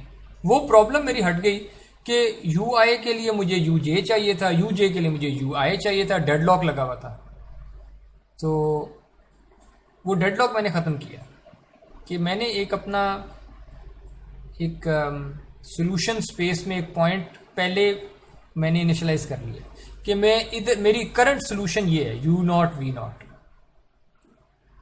लेकिन अगले स्टेप पे जो मैं u i v i निकाल रहा हूँ वो पिछले स्टेप के u और v वैल्यूज़ नेबर्स की वो यूज़ कर लेता है. इसे कहते हैं फिक्स्ड पॉइंट इटरेशन. सो ये जो 2 इक्वेशंस हैं, ये फिक्स्ड पॉइंट इटरेशंस के थ्रू इटरेटिवली, यानी ये काम अब मैं बार बार करूँगा. इसका मतलब है कि मैं पहले अपना कोई array u not v not लेके आऊँगा. पहली इटरेशन के बाद जब सारे पिक्सल्स पे लूप चल गया होगा तो मेरे पास u अपडेट हो गया होगा at the first iteration, v update हो गया होगा एट द फर्स्ट इटरेशन. फिर मैं फिर सारे पिक्सल्स पे करूँगा सेम, और ये कई इटरेशंस पे अब चलता जाएगा. सो मैं इटरेटिवली अपने जो एरेज हैं u और v उनको रिफाइन करता जाऊँगा. लेकिन एक पिक्सल पे क्या हो रहा है वो फिर से वही 2 इक्वेशंस हैं. और आप नोट करें मैंने किया क्या है यहाँ पे. मैंने u सब i, क्योंकि मैंने u सब i तलाश करना था और v सब i तलाश करना था. ये वही पिछली इक्वेशंस हैं जिनमें u i वाली चीज़ें मैं लेफ़्ट साइड पे ले गया पहले, और बाकी चीज़ें राइट साइड पे रखी मैंने. करके देखते हैं। पिछली साइड पे जाते हैं। u सब i को मैंने लेफ्ट पे लेके जाना है। मुझे बताएं u सब i के साथ क्या क्या चीज़ें मल्टीप्लाई हो रही हैं। जब ये सम खोलेंगे आप तो क्या होगा? अल्फा स्क्वायर के साथ मल्टीप्लाई होगा। ui पर कितनी दफ़ा? ये सम भी तो है। नेबरहुड टाइम्स जितने भी नेबर्स थे यानी एन आई सेट एन आई का जो भी साइज है उतनी दफ़ा। ठीक है, ओके। यानी अब मेरे पास एक टर्म आने लगी है, अल्फा मल्टीप्लाइड बाय नेबरहुड का size divided by h square multiplied by u i, और माइनस भी है। ठीक है, ओके। यहाँ पे यू आई नजर आ रहा है। Yes sir. ये जो डिनोमिनेटर के अंदर टर्म है, इसमें ये पहले वाली टर्म क्या है? ये वही है अभी जिसकी हमने बात की ऊपर। बिल्कुल, अल्फा ओवर एच स्क्वायर और नेबरहुड का size, cardinality of this set.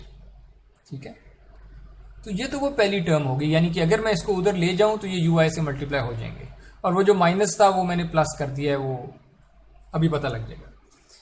लेकिन यहाँ पे एक आई एक्स आई स्क्वायर ये भी कोई टर्म आई हुई है। वेल लेट्स सी ये कहाँ से आ रही है। यू आई एक तो ये था, दूसरा यू आई ये, यस सर। और ये किससे मल्टीप्लाई हो रहा है? आई एक्स आई स्क्वायर से, बिल्कुल राइट। और ये भी माइनस था, है ना? Right sir. ये माइनस वाली जितनी टर्म्स हैं, यू आई वाली टर्म्स, अगर मैं इधर राइट हैंड साइड पे ले जाऊं जीरो के साथ तो ये प्लस हो जाएंगी। बिल्कुल सर।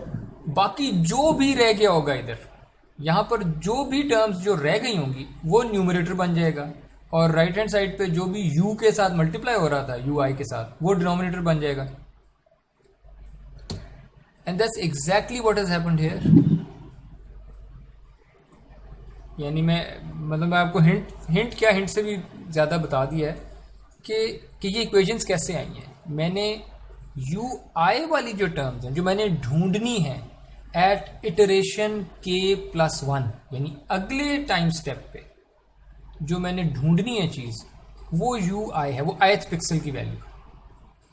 उसके लिए यहाँ पे जो न्यूमरेटर है उसके अंदर जहाँ भी मुझे u और v चाहिए थे वो मैं पिछली इटरेशन से लेके आया हूँ, कि जो भी पिछली इटरेशन में कैपिटल U और कैपिटल V में चीज़ें पड़ी थी, jth पिक्सल पे, ith पिक्सल पे, जो भी है वो मैं पिछली इटरेशन से लाया, करंट जो एस्टिमेट पड़ा है मेरे पास जो भी। ठीक है, सो मैंने सबसे पहले इक्वेशन को डिकम्पोज इस तरह से किया कि ith पिक्सल वाली चीज़ें एक साइड पे लेके गया, ith पिक्सल के यू आई वाली चीज़ें और यू आई के अलावा वाली जो टर्म्स थी उनको दूसरी साइड पे रखा, और उसके बाद यू आई के लिए सॉल्व कर लिया कि इधर जो भी मल्टीप्लाई हो रहा था वो मैं यहाँ डिनोमिनेटर में ले गया। ठीक है, और ये मेरे पास एक इक्वेशन आ गई है जो कि मुझे डायरेक्ट यू आई का आंसर दे देगी at the next time step. Exactly identical तरीके से वी आई का भी आंसर मेरे पास आ जाएगा अगले स्टेप पे। और ये जो मेरी इटरेशंस हैं ये टाइम 0 से शुरू किया, 1 2 और ये चलता जाऊंगा जैसा कि यहाँ पे शो किया। ठीक है, जिसमें आपकी जो इनिशियलाइजेशन है वो कोई आर्बिट्रेरी इनिशियलाइजेशन करते हैं, ज़ीरो भी कर सकते हैं कि यू नॉट वी नॉट में शुरू में ज़ीरोज़ पड़े थे, या रैंडम हो सकता है, व्हाटएवर। ठीक है, द होप इज़ कि ये जो इटरेटिवली आप यू और वी करते जा रहे हैं ये कन्वर्ज करेगा। सो यहाँ आई शुड से कि दिस कंटिन्यूज टिल कन्वर्जेंस। अब ये पॉइंट लोग मिस कर जाते हैं कि दे हैव टू कन्वर्ज, कि u एट टाइम k जो आया है और v एट टाइम k जो आया है वर्सेस टाइम k+1 पे जो आंसर्स आ रहे हैं उनमें चेंज होना बंद हो गया है, या चेंज इतना कम होने लग गया है कि आप उसे कहेंगे यार दे हैव कन्वर्ज्ड, मैं किसी सोल्यूशन पे पहुंच गया हूँ। ठीक है, तो ये है फिक्स्ड पॉइंट इटरेशंस।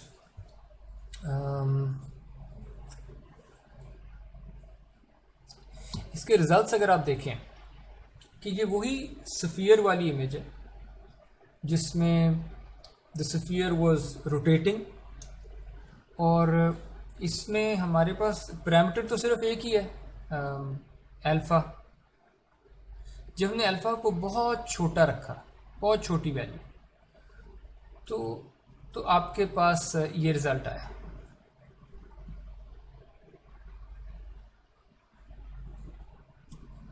ठीक है, लेकिन जब आपने अल्फ़ा को बढ़ाया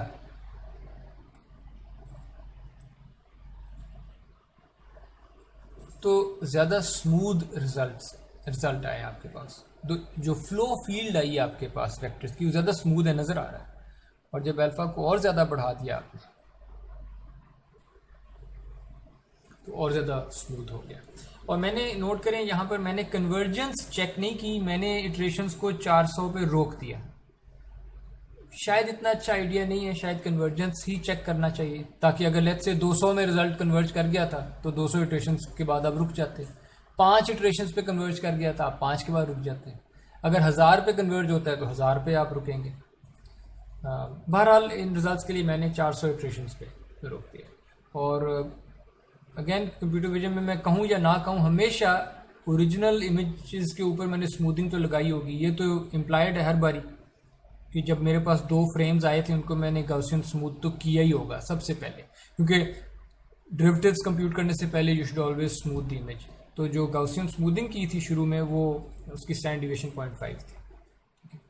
सो you get the idea here के इस वेरिएशनल मेथड में जो हॉर्न एंड शंक ने बनाया था, जो हमने एरर फंक्शन किया, ये हॉर्न एंड शंक ने बनाया था।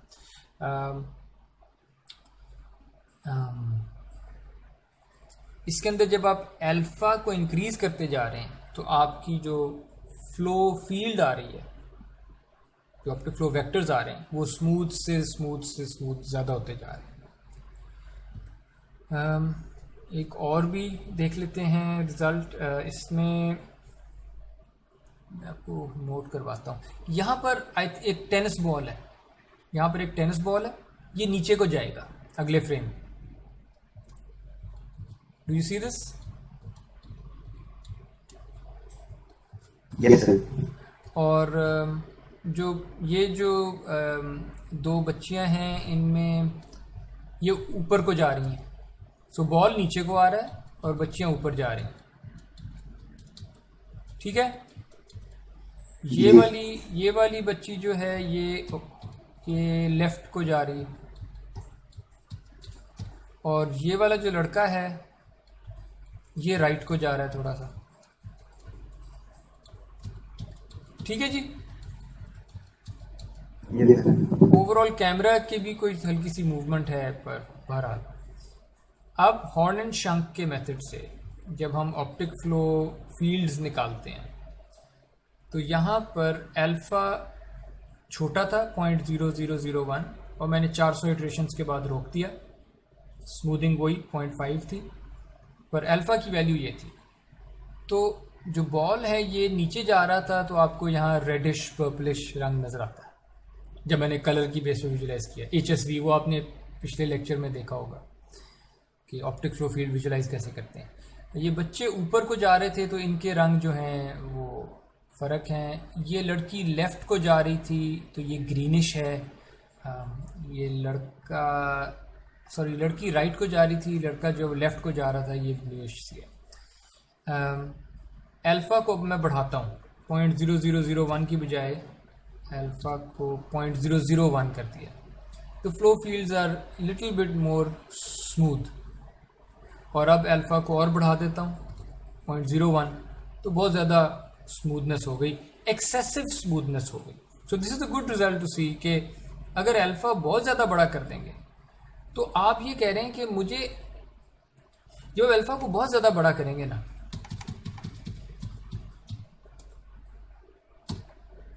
आप ये कह रहे हैं कि आई डोंट केयर कि आपकी ये वाली वायलेशन हो रही है या नहीं हो रही, आपकी जो स्मूथनेस की वायलेशन है ना उसको मैं बहुत बड़ी वैल्यू से मल्टीप्लाई करूंगा। यानी अगर आप स्मूथ नहीं है ना, सब पिक्सल्स के ऑप्टिक फ्लो वेक्टर्स अगर एक जैसे नहीं है, सिमिलर नहीं है, तो बहुत सजा दूंगा। इतनी सजा मिल जाएगी कि आप ऑप्टिक फ्लो कंस्ट्रेंट की वायलेशंस को उतनी इंपॉर्टेंस देना छोड़ देंगे, क्योंकि आपको अल्फा ज़्यादा होने की वजह से इन ग्रेडियंट वेक्टर्स के मैग्नीट्यूड से बहुत ज़्यादा सजा मिलने लग गई। तो इस रिजल्ट में ये हुआ कि अल्फ़ा इतना ज़्यादा बड़ा कर दिया हमने कि उसने कहा है कि ये जिस तरह ये लड़की मूव कर रही थी उसी तरह उसके नेबर्स मूव करने चाहिए। उन्होंने कहा अच्छा फिर मेरे नेबर्स भी ऐसे मूव कर, उन्होंने कहा अच्छा मेरे नेबर भी ऐसे मूव करने चाहिए। तो ये वो प्रोपोगेट हुई है इन्फॉर्मेशन कि जैसा ये मूव कर रही थी वो सारे वैसा मूव करने चाहिए। इधर भी इसने प्रोपोगेट होने की कोशिश की होगी, लेकिन इधर लड़का चूंकि दूसरी तरफ मूव कर रहा था तो इनका आपस में क्लैश था, और यहाँ पे जो है वो ब्लैक से पिक्सल्स आ गए, विच मीन्स के इधर जो ऑप्टिक फ्लो वेक्टर्स हैं वो 0 के पास 0,0 के पास आने लग गए। ये क्यों हुआ होगा? Can anyone explain? तो वो ना दोनों उसके राइट लेफ्ट पे ऑपोजिट डायरेक्शन में मोशन हो रहा है, बिल्कुल तो दरमियान में वो बैलेंस आउट होता है। बिल्कुल बिल्कुल बिल्कुल कि वो स्मूथ आउट करते हैं। उसने कहा यार मैं तुम्हारी तरफ जाऊं कि तुम्हारी तरफ जाऊं, दोनों मुझे खींच रहे हो।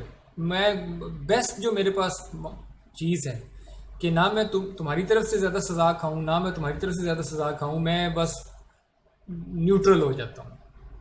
ठीक है, सो सर जी काइंडली थोड़ा सा वाइंड अप कर दे, नेक्स्ट लेक्चर शुरू हो अच्छा गया। 1 बज गया।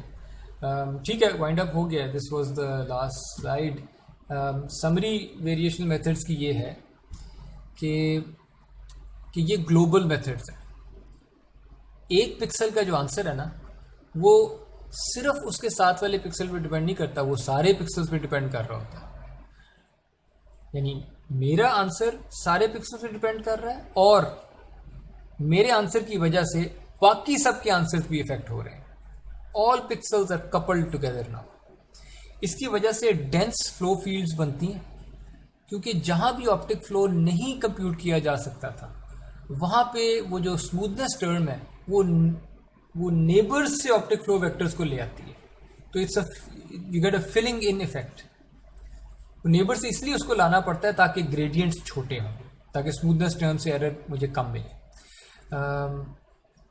अजम्पशंस इसकी वही हैं, ग्रे वैल्यू कॉन्स्टेंसी से ही हम शुरू हुए थे, क्योंकि ऑप्टिक फ्लो तो सारा ग्रे वैल्यू कॉन्स्टेंसी से ही निकला है। और दूसरी अजम्पशन थी कि फ्लो फील्ड स्मूथ होनी चाहिए। जनरली फ्लो फील्ड्स स्मूथ होती हैं लेकिन बाउंड्रीज पे नहीं होती। फॉर एग्जांपल जहाँ पे वो बॉल और बैकग्राउंड की जो बाउंड्री है वहाँ पे स्मूथ नहीं थी, होनी नहीं चाहिए। जब एक लड़की जब मूव कर रही थी तो लड़की जहाँ मूव कर रही है वहाँ बैकग्राउंड तो मूव नहीं कर रहा। तो इस तरह की जो असम्पशंस हैं वो फेल हो जाती हैं ऑब्जेक्ट्स की बाउंड्रीज पे, वहाँ पर रिजल्ट्स ख़राब होने लगते हैं। और फिर आगे पूरा एरिया काफ़ी सोफिस्टिकेटेड अप्रोचेज़ हैं कि अगर ऑब्जेक्ट्स की बाउंड्रीज थी तो वहाँ पे फ्लो का प्रोपगेट होना, स्मूथनेस को रोक कैसे दें हम, तो ज़्यादा सोफिस्टिकेटेड अप्रोचेस भी एग्जिस्ट करती हैं। मैथमेटिकली बहुत वेल फाउंडेड एक चीज़ है ये वेरिएशनल मेथड्स जो हैं,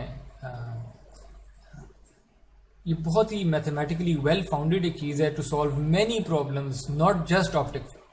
तो हॉर्न एंड शंक के इस मेथड ने, it was a very revolutionary way of solving problems. अच्छा, ये ग्लोबल मैं इसलिए भी कह रहा हूँ, आप ये भी देख लें, मैं इसको बस एंड कर देता हूँ। यहाँ पे बताइए, यानी आपको ये सवाल रेज करना चाहिए कि मैं ये क्यों कही जा रहा हूँ कि एक पिक्सल जो है वो सारे पिक्सल्स पे डिपेंड करता है। अगर मैं इस इक्वेशन को देखूँ तो जो ith पिक्सल का आंसर आने लगा है वो किस पे डिपेंड करता है? अगर मैं नेबर्स को देखूँ, ये नेबर्स किसके हैं यहाँ पे? ये आई पिक्सल के भी मदद में। हाँ, तो फिर तो मैं झूठ बोल रहा था। ith पिक्सल पे जो आंसर आया है वो तो लोकल नेबरहुड को देख के आया है। यस और नो? यस। तो मैं ग्लोबल क्यों कही जा रहा हूँ इस मेथड को? सर हम शुरू में सारा यूएनडी अज्यूम करते हैं, बाद में आपने कहा कि ये डिफरेंसेस जो है ना थोड़े हो जाएंगे, जब हम ये इटरेशंस बढ़ाएंगे तो वो डिफरेंस थोड़े हो जाएंगे, मतलब एट द एंड ऐसा होगा कि वो सब पिक्सेल्स को देख के रिजल्ट जनरेट कर होगा, तो इटरेशन हो रही होगी। के की वजह से, किसकी के वजह से? इटरेशन, के की वजह से? के इटरेशन है, तो जितने ज्यादा इटरेशन होंगे वो फ्लो पूरी इमेज पे वाई फिलिंग वाला इफेक्ट आएगा। वाई डू यू से दिस? देखिए मेरे पास तो बड़ा सादा है, सामने मेरी चीजें। यू आई का आंसर आई के नेबर्स की बेस पे आ रहा है, और ये लोकल नेबरहुड है। ये ग्लोबल वाली बात कैसे बीच में आ रही है? यहां से तो नहीं आ रही, ये तो लोकल है।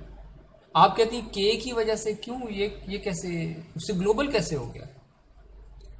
वो आई की बात होगी, फिर उसके बाद नेक्स्ट पिक्सल की बात होगी, तो उसमें जो पीछे वाला पिक्सल है जो प्रीवियस स्टेप पे जो वैल्यू कंप्यूट की थी वो वाली भी यूज हो रही है, और जब के इक्वेशन पे जाएंगे तो वो पूरा इमेज पे करेंगे, इन सब पिक्सल की वैल्यू इंफॉर्मेशन प्रोपेगेट हो जाएगी। ठीक है, सो ये हो रहा है। ये आयत पिक्सल है, ये रेड वाला नीचे में ड्रॉ किया, ये आयत पिक्सल। इसका जो आंसर है, अगर मैं इस इटरेशन की बात करूं, किसी एक इटरेशन में, लेट्स से ये वो लोकल नेबरहुड है एन आई, लेट्स से ये, तो यहां से आ रहा होगा। ठीक है, ये जो ग्रीन मैंने ड्रॉ किया है, ये किस इटरेशन पे वैल्यूज निकली थी?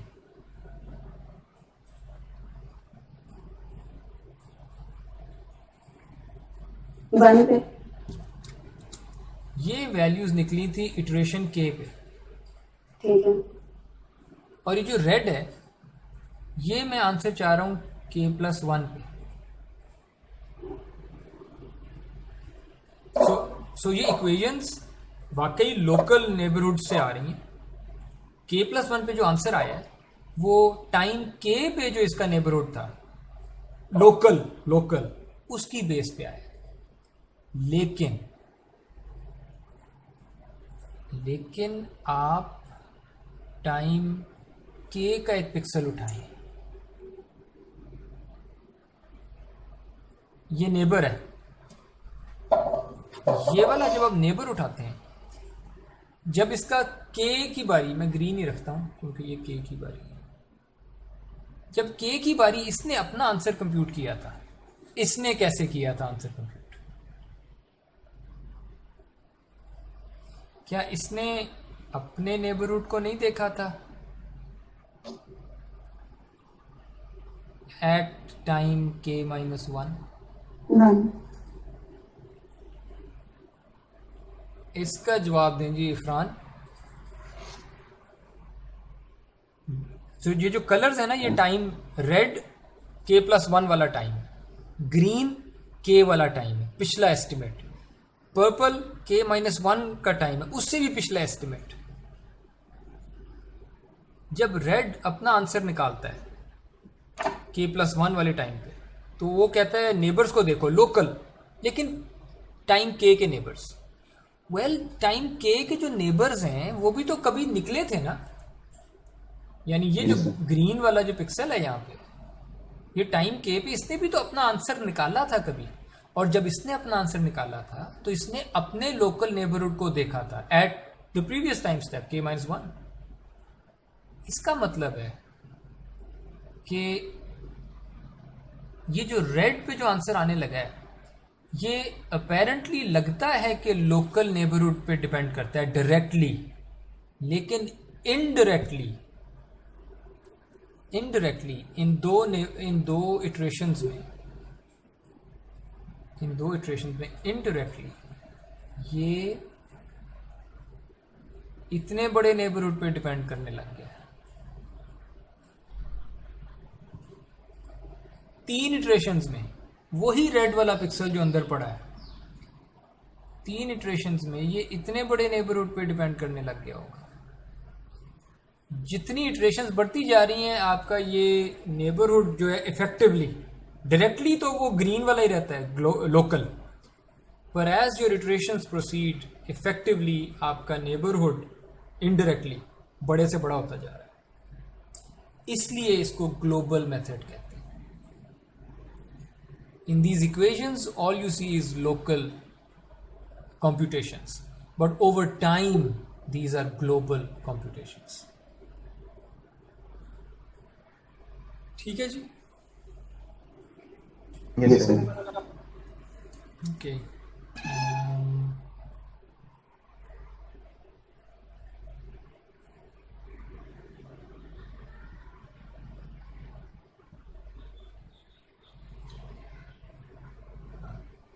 Okay.